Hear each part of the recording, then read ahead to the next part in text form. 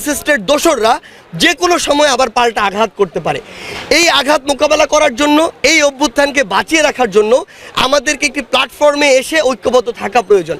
সবচেয়ে গুরুত্বপূর্ণ বিষয় যেটি হচ্ছে যে বাংলাদেশের এখন মানে ভূ রাজনৈতিক অবস্থানটি এমন, কিংবা বাংলাদেশের ভৌগোলিক অবস্থানটি এমন, বাংলাদেশের সামাজিক, অর্থনৈতিক, রাজনৈতিক প্রেক্ষাপটটি এমন, নির্দিষ্ট কোনো তন্ত্র বা তত্ত্ব দিয়ে এটিকে সীমাবদ্ধ করা এখন আর সম্ভব নয়।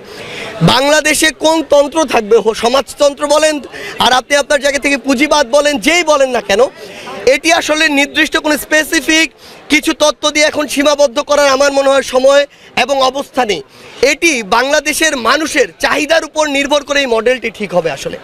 এবং আমাদের জায়গা থেকে আমরা যে জিনিসটি মনে করি, আপনার প্রশ্ন অনুযায়ী, যে বর্তমান বাংলাদেশে আপনি বলছেন জাতীয় নাগরিক কমিটি কিংবা রাজনৈতিক প্ল্যাটফর্ম কিংবা বৈষম্যবিরোধী ছাত্র আন্দোলনের কথা,